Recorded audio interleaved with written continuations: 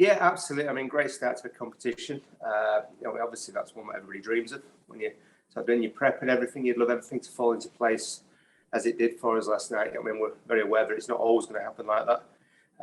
But no, I can't fault the way the guys obviously bowled in the field, the way the caught, the way that they came out, on the front foot all the time. And then obviously when it came to the batting, we tried to get in front of the run rate, which we managed to do.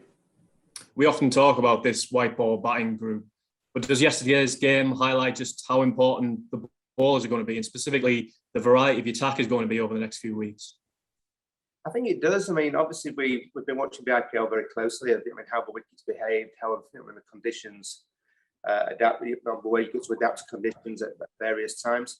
And I think that's what we tried to do. I think we have got people here that we can cover off everything. And I think the variation with the attack, whether it be left arm, right arm, spin, pace, whatever it may be, I think we've got everything there to cover off any eventuality, really. I think Adil Rashid's role in this team will be important over the next few weeks, so that's certainly how it's been described from the outside. He didn't get a go until the 11th over yesterday and then ran through the tail. Do you think he's producing some of his best work at the moment, and is there a real sense of purpose to him now after his shoulder maybe held him back a little in the 2019 World Cup? I think he is. I mean, I think he's worked very hard on his fitness. He's worked very hard on his game in general, to be honest. And I think he's got a real sort of sense of purpose around what he's trying to do. He's got a very clear game plan in his head.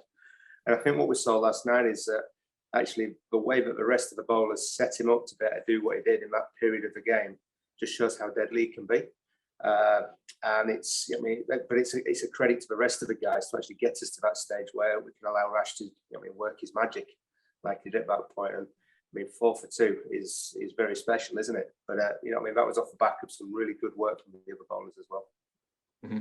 Can I just ask about Mark Wood finally? You hear his name and an ankle niggle that's required an injection, and from the outside you can instantly think the worst. But how's he doing? He's fine. He has got a little niggle in his ankle. But nothing drastic, nothing that we're overly worried about. So I'm sure you'll be seeing him soon. Thanks for your time. All the best. Right, thanks, David.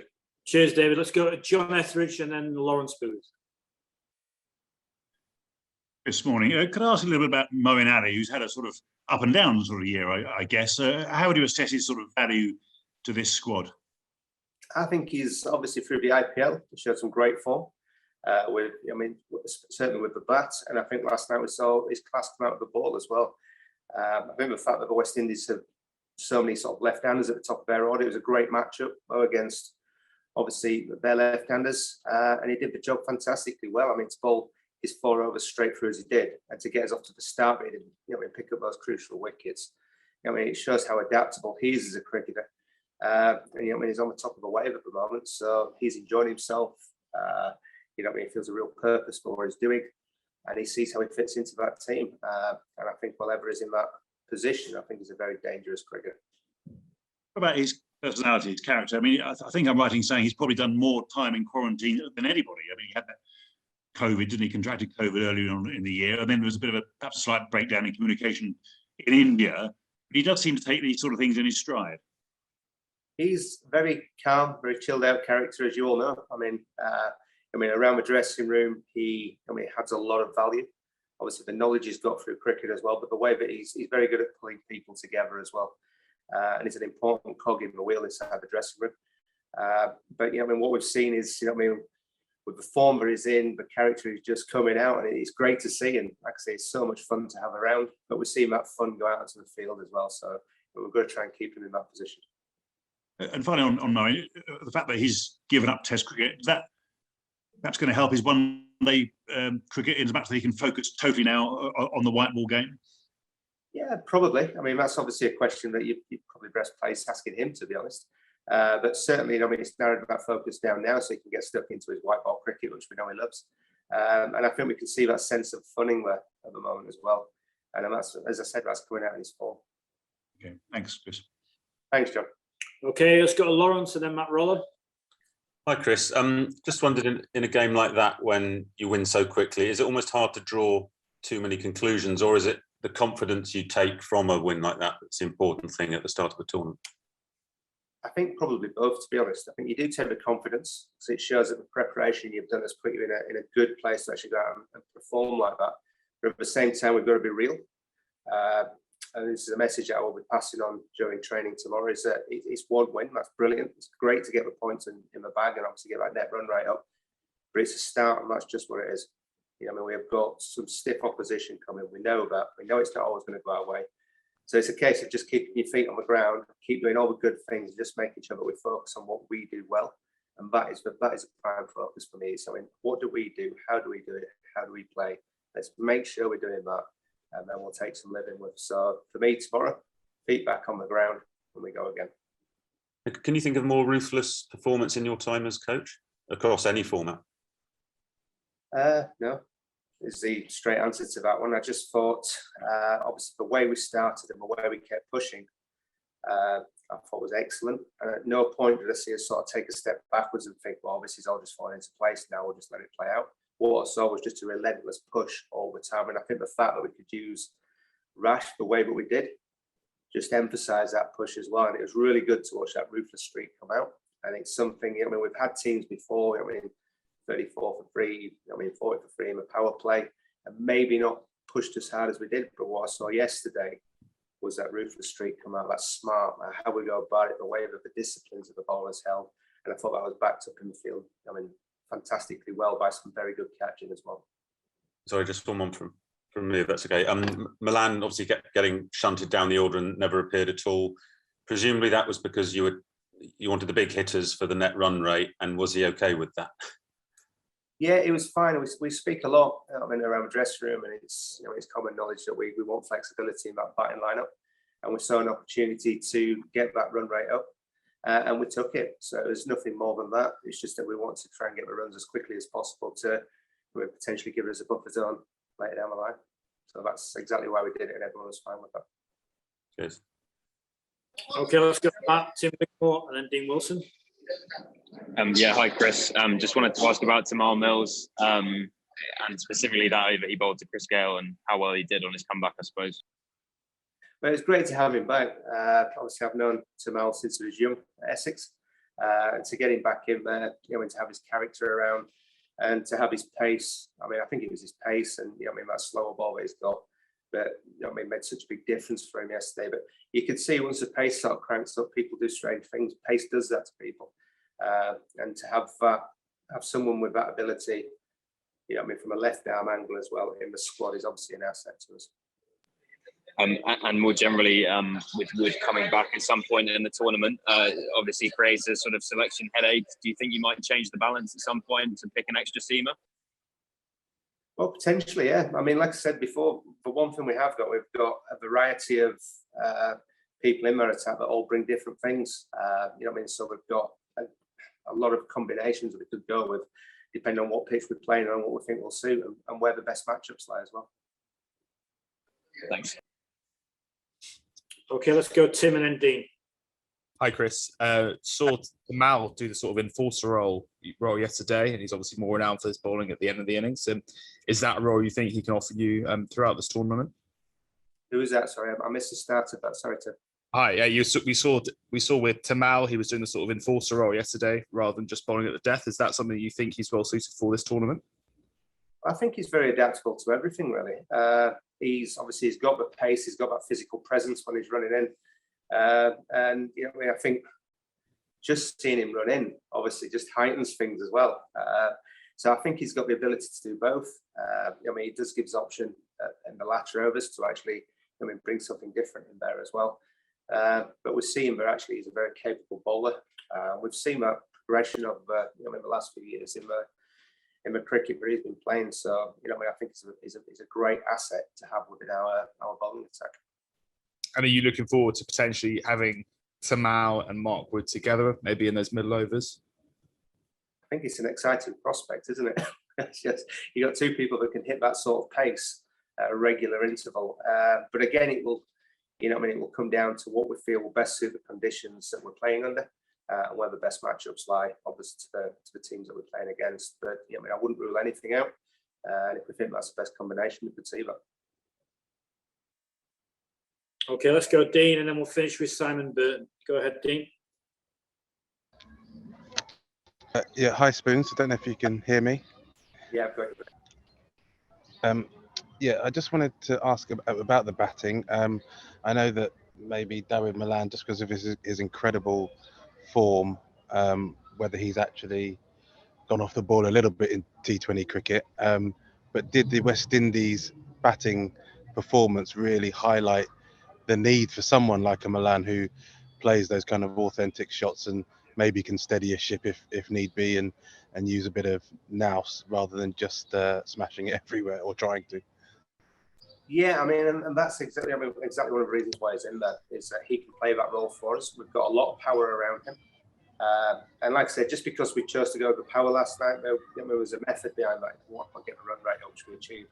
On other days, we wouldn't do that. You know what I mean? So to have him in the middle that you can, you know, I mean, talk about how he can act like a glue for us, I think it's an important role. And I think it's a role that he does fantastically well. So just because you saw what we did yesterday, I wouldn't read too much into that. It was just us trying to get ahead of the game, really, and I mean, try and buy us some extra breathing space later on in the tournament should we need it.